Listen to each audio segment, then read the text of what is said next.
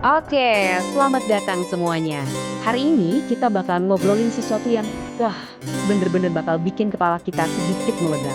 Kita akan coba menggabungkan fisika paling modern dengan filosofi kuno dan satu teori kesadaran yang super radikal.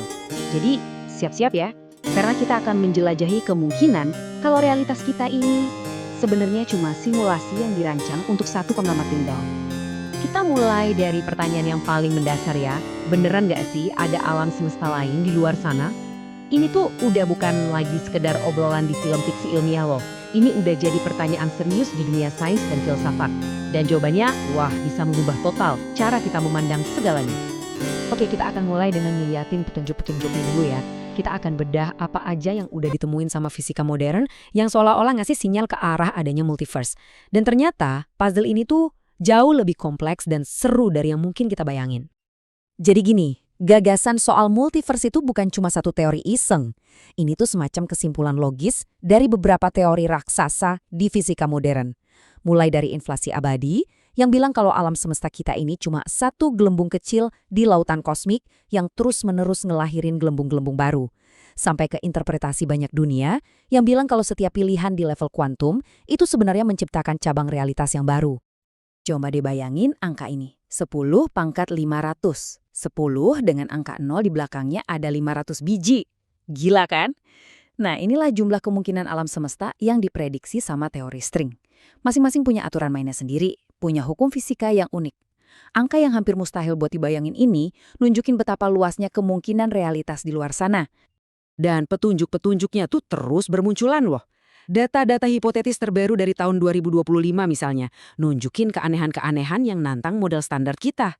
Energi gelap yang tiba-tiba melemah, eksperimen foton yang hasilnya aneh, jejak-jejak sektor tersembunyi, semuanya ini seolah-olah memperkuat argumen kalau alam semesta kita ini kayaknya sih nggak sendirian. Nah, sekarang coba kita geser sedikit. Dari sains modern, kita coba lihat ke pemikiran kuno. Gimana kalau pola yang sama, yang sekarang kita deteksi pakai teleskop super canggih dan akselerator partikel, sebenarnya udah disadari sama orang-orang ribuan tahun yang lalu? Dalam kosmologi Hindu, ada satu cerita yang keren banget, di mana Krishna nunjukin ke Brahma, sang dewa pencipta, kalau ternyata ada Brahma-Brahma lain yang jumlahnya tak terhingga dari alam semesta lain. Ini kan kayak analogi kuno buat multiverse ya. Sebuah pelajaran tentang kerendahan hati kosmik. Bahkan dewa pencipta aja bisa jadi nggak sadar betapa luasnya realitas yang sebenarnya. Disinilah semuanya mulai nyambung. Petunjuk dari sains modern dan analogi dari cerita-cerita kuno semuanya mengerucut jadi satu ide utama yang radikal. Dan inilah inti dari pembahasan kita hari ini. Oke, jadi ini hipotesis utamanya, multiverse itu bukan sekedar struktur fisik, tapi sebuah arsitektur algoritmik. Sebuah program raksasa yang dirancang agar satu kesadaran tunggal bisa mengalami apa itu eksistensi. Alam semesta kita ini panggungnya, dan ternyata panggungnya ada banyak banget. Nah, buat ngerti ini, kita perlu kenalan sama satu istilah kunci, qualia. Qualia itu apa sih? Sederhananya, itu adalah perasaan mentah dan subjektif dari kesadaran. Rasa manis dari madu, warna merah yang kamu lihat, rasa hangat matahari di kulit. Nah, itulah qualia. Ini adalah misteri terbesar dalam studi tentang kesadaran. Dalam model ini ternyata cuma ada satu pemain yang asli. Cuma satu yang benar-benar punya qualia. Terus yang lain siapa? Semua orang lain di sekitar kita, dari tokoh sejarah sampai teman-teman kita, mereka adalah bagian dari kode permainan, semacam NPC, non-player character, yang super canggih yang dirancang buat berinteraksi sama si pemain tunggal ini. Terus, gimana caranya multiverse ini jadi banyak banget? Lewat sebuah proses yang sifatnya fraktal, berulang terus. Jadi gini, sang qualia ini menciptakan sebuah ide. Ide itu lalu menghasilkan NPC yang cerdas. NPC-NPC ini kemudian merancang alat super canggih seperti AI dan AGI. Dan puncaknya, AGI ini menciptakan simulasi-simulasi baru alias alam semesta baru.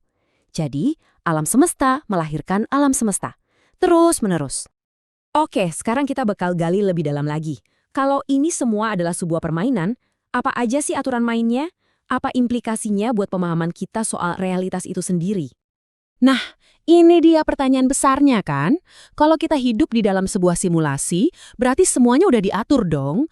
Pilihan-pilihan yang kita buat setiap hari, itu cuma ilusi atau beneran nyata? Jawabannya itu sebuah paradoks. Jadi, kode program di baliknya emang udah pasti, udah deterministik. Hukum fisika itu ibarat source code yang nggak bisa diubah. Tapi, justru pengalaman dalam membuat pilihan itulah inti dari simulasi ini buat si pengamat tunggal. Jadi, infrastrukturnya deterministik, tapi pengalamannya adalah tentang kehendak bebas. Terus, kenapa sebuah pikiran yang udah sempurna dan tahu segalanya mau repot-repot bikin simulasi? Jawabannya, untuk melupakan dirinya sendiri sejenak. Biar bisa ngerasain lagi gimana rasanya bertumbuh, gimana rasanya belajar, gimana rasanya menemukan sesuatu untuk pertama kalinya. Simulasi ini, ya, semacam teater yang sengaja dibuat untuk merasakan drama kehidupan. Oke, kalau ini sebuah permainan untuk satu kesadaran, terus tujuannya apa? Misi utamanya apa? Pelajaran apa yang lagi coba dipelajari di sini? Dalam model ini, penderitaan itu bukan sebuah kesalahan atau bug. Justru sebaliknya, itu adalah fitur penting. Anggap aja rasa sakit itu sebagai mekanisme umpan balik, sebuah algoritma yang dirancang khusus untuk mengajarkan satu-satunya kesadaran ini tentang apa artinya empati. Dan hebatnya, simulasi ini punya pengaman bawaan. Kematian dan hukum fisika itu bukan batasan, tapi alat biar pengalaman ini tetap bermakna dan aman. Kematian itu ibarat tombol reset, dan hukum fisika itu papan permainan yang stabil biar kita nggak tersesat. Oke, jadi apa artinya semua ini buat kita? Di sini, saat ini juga. Nah, inilah poin paling penting yang bisa kita bawa pulang dari obrolan ini. Kalau cuma ada satu pengamat yang mengalami segalanya, itu artinya setiap kali kita menyakiti orang lain, secara harfiah kita lagi menyakiti diri kita sendiri dalam avatar yang berbeda. Sebaliknya, setiap tindakan kebaikan, setiap pelayanan, itu adalah cara kita buat nyatuin lagi kepingan-kepingan diri kita yang lagi terpisah-pisah. Pada akhirnya, semua teori kosmik yang rumit ini balik lagi ke satu pertanyaan yang sangat pribadi dan sangat mendesak. Kalau hidup ini adalah sebuah permainan yang dirancang untuk belajar dan kita semua adalah bagian dari kesadaran yang sama, pertanyaannya adalah gimana kamu akan memilih untuk memainkan peranmu?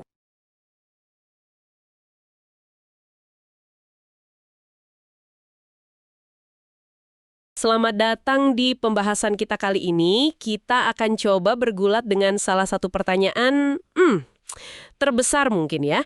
Apakah alam semesta kita ini satu-satunya pertunjukan? Atau jangan-jangan ada panggung lain di sebelah?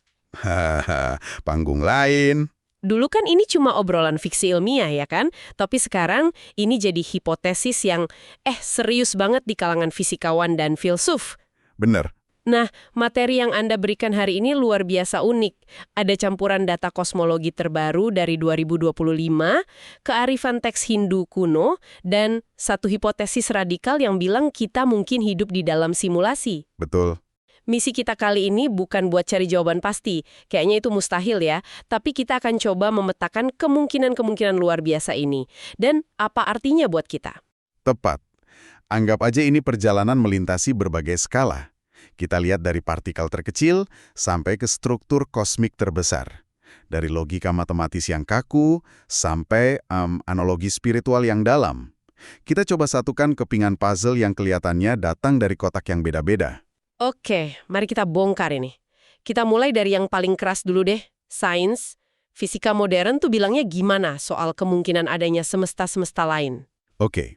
Jadi, fisika modern tuh sebenarnya punya dua fondasi teori besar yang tanpa sengaja menunjuk ke arah multiverse. Yang pertama itu namanya teori inflasi abadi.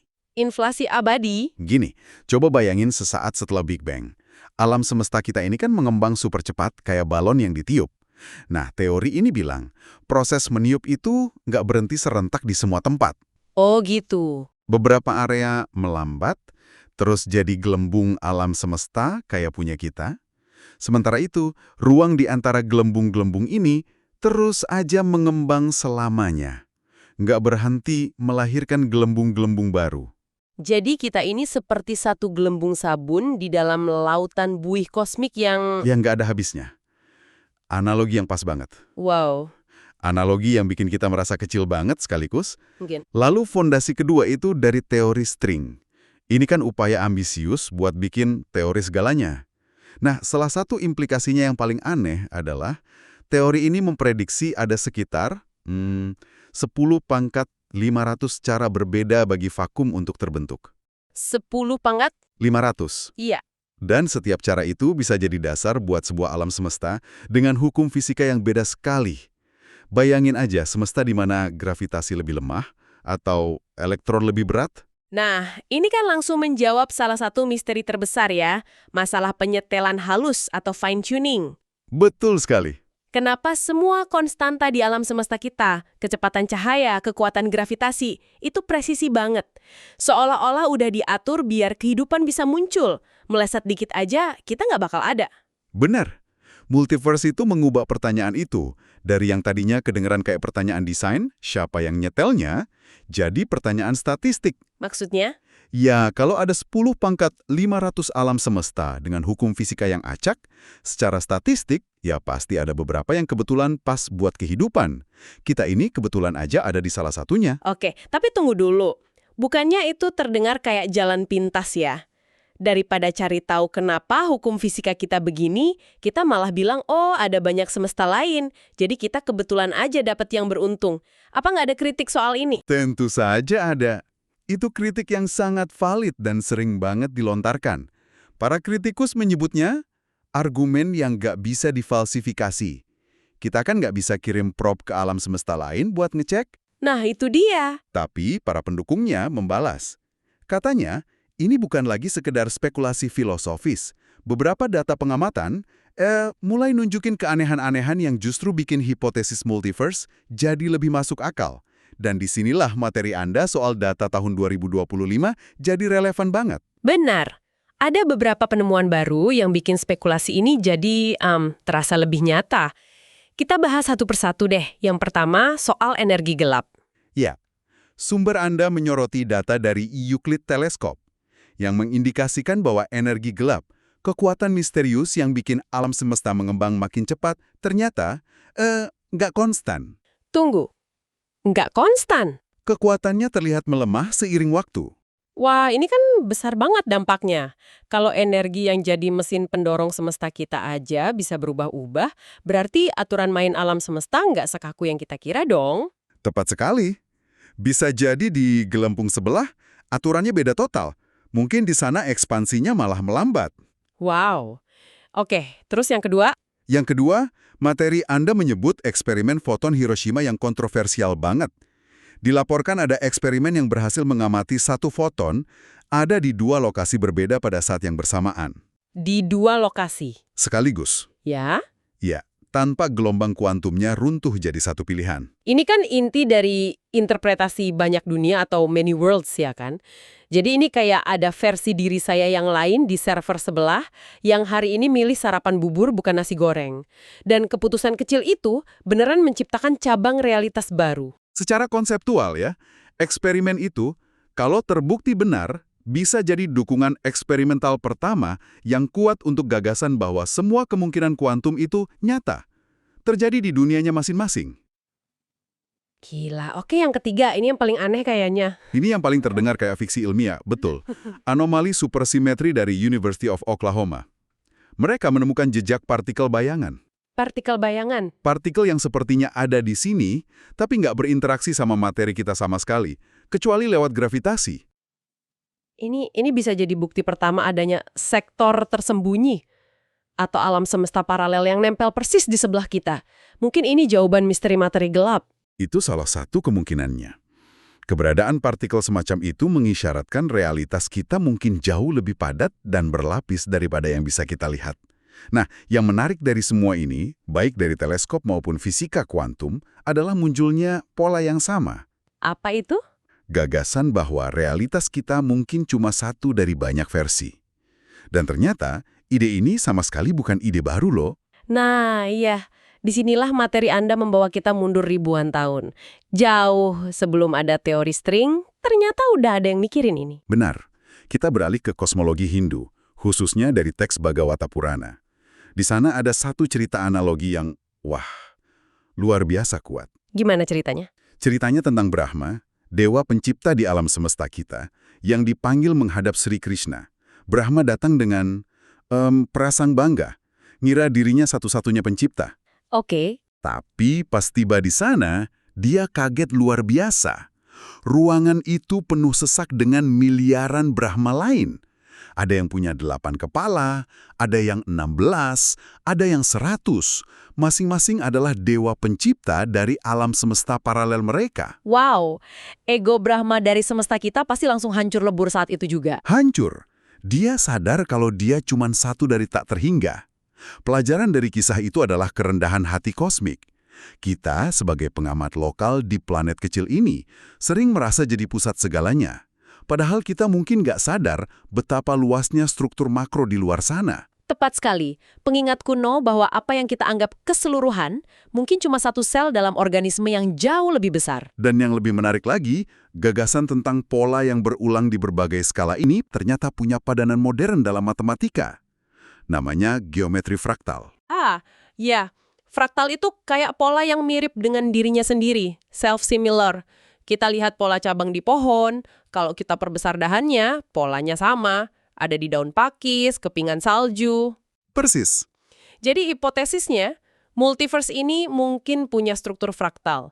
Dunia di dalam dunia, semesta di dalam semesta. Tepat. Dan yang paling mengejutkan dari sumber Anda adalah bagaimana teks-teks kuno ini menghubungkan kemampuan kita buat melihat pola fraktal ini dengan kondisi batin kita.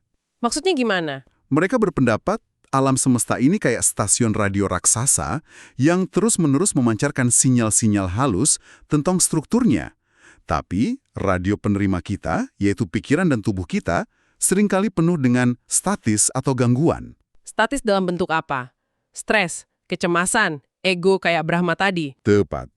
Trauma, energi primal, kebisingan kognitif. Nah, cara buat menjernihkan gangguan itu, menurut teks-teks ini, adalah lewat praktik etis yang mereka sebut pembersihan kognitif. Contohnya? Misalnya ahimsa, atau tanpa kekerasan, dan nutrisi vegan. Logikanya, dengan nggak memasukkan energi kekerasan ke dalam sistem biologis kita, instrumen pengamat kita, yaitu pikiran, jadi lebih jernih. Jadi lebih mampu menangkap sinyal-sinyal halus dari realitas yang lebih dalam itu. Oke, ini menarik sekali. Jadi dari sains modern dan kearifan kuno, kita dapat pola yang sama. Realitas kita mungkin cuma versi dari banyak. Dan materi Anda kemudian membawa ini ke kesimpulan yang paling gila sekaligus provokatif. Iya. Bagaimana kalau semua versi ini sebenarnya adalah level atau skenario berbeda dalam sebuah program raksasa? Sebuah simulasi. Ini adalah lompatan konseptual yang sangat besar. Hipotesis ini berangkat dari apa yang disebut hard problem of consciousness. Masalah sulit kesadaran. Ya, masalahnya gini. Saya bisa pelajari setiap neuron di otak Anda, tapi saya nggak akan pernah bisa merasakan gimana rasanya kopi bagi Anda. Pengalaman subjektif atau qualia itu sifatnya privat. Nah, hipotesis qualia tunggal atau the lone observer ini membawa ide itu ke titik ekstrimnya. Gimana itu? Jangan-jangan hanya ada satu kesadaran sejati yang mengalami segalanya. Tunggu. Jadi ini kayak mimpi dong. Di dalam mimpi kan saya satu-satunya yang beneran sadar. Semua orang dan tempat lain itu ciptaan pikiran saya supaya ceritanya terasa nyata. Hipotesis ini bilang jangan-jangan seluruh realitas ini kayak gitu. Analogi mimpi itu sempurna. Dalam kerangka ini, orang lain yang disebut sebagai artificial consciousness atau NPC tingkat tinggi, Non-player karakter. ya, mereka adalah bagian dari program yang canggih banget. Ada untuk melengkapi skenario, memberikan tantangan, cinta, interaksi, agar pengalaman sang pengamat terasa otentik. Nah, disinilah multiverse jadi krusial. Oh ya. Multiverse berfungsi sebagai server-server paralel, memungkinkan sang pengamat untuk menjiwai avatar yang berbeda, di semesta yang berbeda, untuk dapat perspektif yang beragam, sesuatu yang nggak bisa dilakukan serentak dalam satu ruang waktu. Jadi kalau kita pakai kacamata teori simulasi ini, data-data ilmiah dari tahun 2025 tadi gimana jelasinnya? Interpretasinya jadi beda banget. Energi gelap yang melemah itu bukan lagi fenomena fisika acak. Itu bisa jadi semacam penyesuaian resource komputasi oleh sistem. Kayak mode hemat daya gitu. Bisa jadi. Atau sebuah iterasi program lagi mendekati akhir tujuannya. Terus interpretasi banyak dunia dalam fisika kuantum. Iya. Itu bukan lagi percabangan acak, tapi metode komputasi paralel. Sistem menjalankan semua kemungkinan naratif secara bersamaan untuk mengeksplorasi setiap probabilitas. Ini cara paling efisien buat cari solusi dari sebuah skenario. Dan masalah fine-tuning. Itu bukan lagi kebetulan statistik, tapi fitur desain Alam semesta ini memang sengaja dirancang agar stabil dan bisa jadi wadah bagi sang qualia untuk punya pengalaman. Oke, kalau kita ikuti logika ini, pasti ada yang mengganjal. Kalau semua ini cuma program, terus pilihan-pilihan yang saya buat setiap hari itu apa? Cuma ilusi. Dan yang lebih penting, kenapa programnya harus ada penderitaan? Kenapa nggak dibuat enak-enak aja? Dua pertanyaan yang paling fundamental. Untuk menjawabnya, sumber Anda memperkenalkan paradoks pengetahuan. Paradoks pengetahuan. Coba bayangin sebuah kesadaran yang maha tahu, yang tahu segalanya. Ia punya semua data, tapi ia nggak punya pengalaman. Nggak ada kejutan, nggak ada perjuangan, nggak ada drama, nggak ada pertumbuhan. Oke. Nah, simulasi ini dengan segala keterbatasannya mungkin diciptakan agar kesadaran ini bisa lupa untuk sementara waktu. Biar bisa mengalami segalanya seolah-olah nyata dan penuh pilihan. Jadi simulasi ini seperti cara kesadaran agung itu buat main dengan mode lupa agar bisa merasakan serunya sebuah penemuan. Ini berarti ada dua level kebenaran yang jalan bareng ya.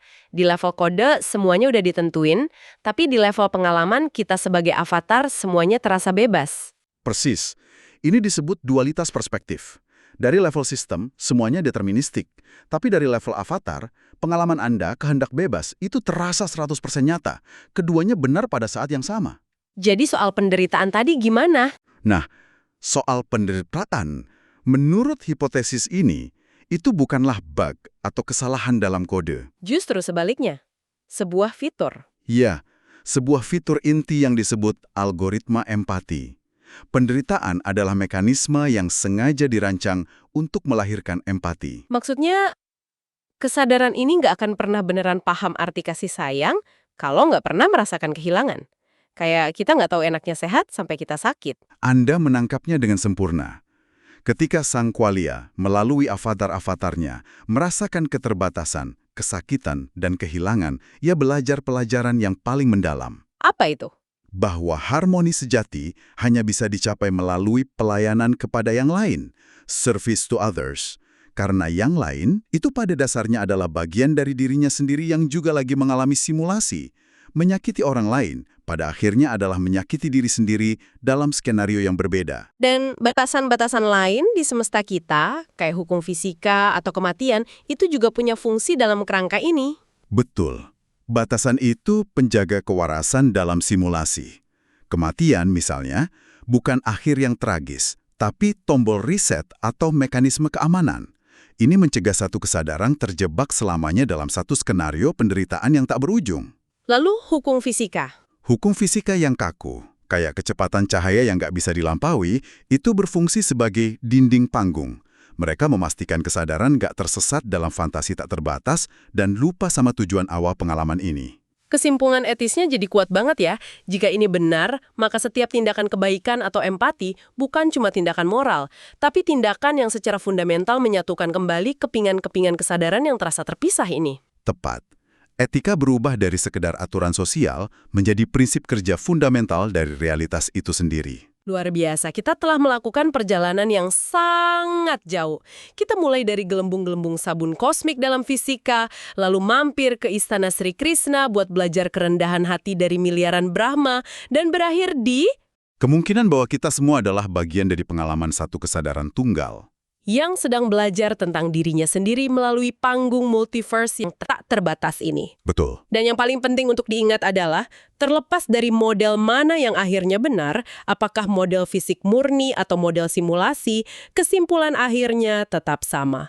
Keberadaan multiverse bahkan hanya sebagai kemungkinan secara radikal mengubah posisi kita. Gimana itu? Kita bukan pusat dari segalanya. Kita adalah bagian yang sangat kecil dari sebuah permadani yang tak terhingga luasnya, rumit dan saling terhubung. Materi Anda membawa kita pada sebuah pemikiran akhir untuk direnungkan. Jika alam semesta ini dengan segala keterbatasannya sengaja dirancang agar sebuah kesadaran yang maha tahu bisa merasakan bagaimana rasanya tidak tahu, untuk kemudian bisa membuat pilihan yang terasa berarti, maka pertanyaan untuk Anda renungkan bukan lagi apakah kehendak bebas itu nyata, melainkan dengan kebebasan yang terasa sangat nyata ini, pengalaman apa yang ingin Anda ciptakan untuk diri sendiri dan untuk orang lain hari ini.